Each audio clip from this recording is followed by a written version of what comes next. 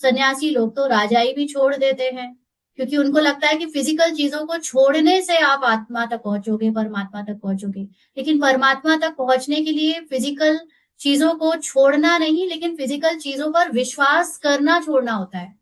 आपके साथ सब फिजिकल चीजें होते हुए भी आप उन पर विश्वास नहीं करते, आप एनर्जी पर जीते हो, तो आप वहां तक पहुंच सकते हो। लेकिन कई लोग फिजिकल चीजों को छोड़ते हैं इसीलिए क्योंकि आप फिजिकल चीजों पे विश्वास करते हो। हम क्यों कोई फिजिकल चीजों से दूर भागते हैं? क्योंकि हमें लगता है वो है। हम स्त्री से दूर क्यों भागते हैं? क्योंकि हमें स्त्री लगती है कि स्त्री है। हम सांप से दूर क्यों भागते हैं? क्योंकि हमें लगता है कि सांप है। अगर हमें पता है कि है ही नहीं सांप, तो हम दूर भागेंगे भी नहीं, और फिर वो होगा भी तो हमें काटेगा भी नहीं, हमें छुएगा भी नहीं। तो जब जिस चीज पर हम विश्वास नहीं करते और नहीं वो करते, वो चीज पर आती नहीं। अब इसमें एक थोड़ा कॉन्ट्रास्ट ये आता है कि कुछ लोग कहते हैं कि हम भूत को नहीं मानते, लेकिन भूत उसी के पीछे पड़ जाता है जो उनको नहीं मानते। हाँ। तो अब नहीं मानने की बात में ये बात नहीं है कि हम आ, देखो, भूत नाम शब्द तो सुन ही लिया, और भूत शब्द के पीछे जो डराने वाली जो बातें सुनाई गई हैं वो भी ज्ञान में हम सब जानते हैं। तो वो जानते हैं, लेकिन अब हम ये हमारा ईगो कहे कि हम मानते नहीं। तो मानने के लिए तो फिर आपको जो आप ही के अंदर वो भूत की या जो उस तरह की संस्कार है जो आपको खुद को नहीं पता, क्योंकि आपके अनलिमिटेड माइंड में वो सेव्ड हैं, क्योंकि हमारे 84 जन्मों में हर तरह के रोल्स हमने प्ले किए हैं।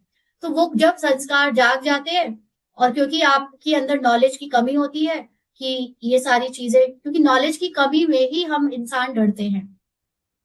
जब तक हम नॉलेजफुल है या नॉलेज हमें अच्छी है, हम डरते नहीं। जिसके अंदर नॉलेज कम, वो उतना ही बंदरों जैसा जीवन जीता है, और जिसके अंदर नॉलेज अच्छी, वो उतनी ही अचल अडोल लाइफ जीता है। तो यहाँ पर जिसको ये प्रभावित करता है वो अपनी अज्ञानता के कारण नहीं मानता है, इसीलिए उसको प्रभावित भी करता है क्योंकि वो अज्ञानी है। लेकिन कोई ज्ञान वाला जानता है कि हाँ, ये सब अगर होता है तो वो होता है का मतलब कोई सच में नहीं होता, लेकिन वो ये जानता है कि वो क्या है। वो क्या है जब जानता है तो वो उससे डरता भी नहीं है ना। तो यहाँ पर जब आप किसी चीज की ओरिजिनलिटी जान लेते हो, तो फिर वो चीज जो पहले आपको डराती थी वो अब आपको डराएगी भी नहीं। तो सन्यासी लोग फिजिकल तत्वों को, स्त्रियों को, या जो भी तत्व उनको लगता है कि भटका सकते हैं, वो उनको समझते थे रियल, और इसीलिए उनसे भटकते थे, उनसे दूर भागते थे। जो जान गया कि रियल है ही नहीं, वो दूर भी क्यों भागेगा? फिर तो वो लाओ सब लाओ मेरे चारों तरफ घेर दो, लेकिन मैं जानता हूँ कुछ रियल नहीं है। तो वो बहुत आसानी से उसको जिएगा। उसको छोड़ने की जरूरत नहीं अलग से उन चीजों को। तो सिखाए वह जो जानता हो। जिसको खुद एनर्जी का पता हो वो तो औरों को एनर्जी के बारे में सिखाए। तो बाबा कहते हैं सन्यासी लोग तो राजाई भी छोड़ देते हैं। गोपी चंद राजा का मिसाल है ना। आज तक ज्यादातर जितने योगी बने हैं, हम कल ही थॉट में आया कि जैसे गौतम बुद्ध थे वो भी राजा थे, और भी कई कई लोगों के नाम सुने हैं वो भी कहीं ना कहीं पहले राजा थे। जीसस क्राइस्ट को छोड़ दे अगर, तो बाकी सब कहीं ना कहीं अच्छे बैकग्राउंड को बिलोंग करते थे, और उनमें से ज्यादातर लोग सब गृहस्थी वाले थे। आप अगर देखें महावीर को, या इनको आपके गुरु नानक को, है ना, या गौतम बुद्ध को, सब गृहस्थी से होकर गए। माना इन लोगों ने विकार को पहले यूज करके देखा है, इन सबको विकारों की नॉलेज थी, लेकिन अब वो विकारों से डरे नहीं। जीसस क्राइस्ट का तो शरीर ही 33 की एज में छूट गया।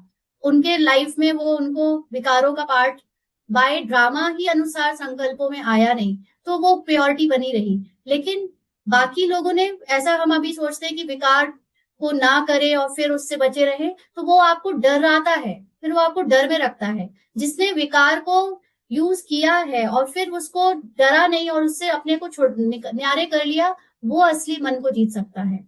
और हम सोचे कि हम उसको ना, क्योंकि अगर हम ब्रह्मा बाबा का भी देखें, हम किसी का भी देखें, सबने विकारों को पहले यूज करके देखा, और सबने जीवन में उसको जिया और फिर उसको छोड़ा, तब मन को समझ पाए। अदरवाइज ये मन आपको उन चीजों के प्रति अट्रैक्ट करेगा जो चीजें आपने की नहीं है, और आपको दिखाएगा कि वो चीजें डराने वाली है। फिर आप उससे डर के मारे भागते हो दूर, तो फिर अगेन आप शक्तिशाली नहीं बन सकते। तो वो लोग तो सन्यासी तो रजाई छुड़ाने वाले हैं। वह फिर राजयोग कैसे सिखला सकते? इस समय सारा झाड़ जर्जरीभूत हो गया है। अभी गिरा के गिरा, मतलब ये जो संसार को बनाया था मन ने, स्टार्ट किया था, अभी उसमें जितनी क्रिएशन की है वो ऐसी आपस में मूंझ गई है, उलझ गई है कि अभी कभी भी जीरो हो सकती है, एंड हो सकती है, क्योंकि अब उसमें थॉट्स के जो वाइब्रेशंस है वो बहुत गिरे हुए हो चुके हैं।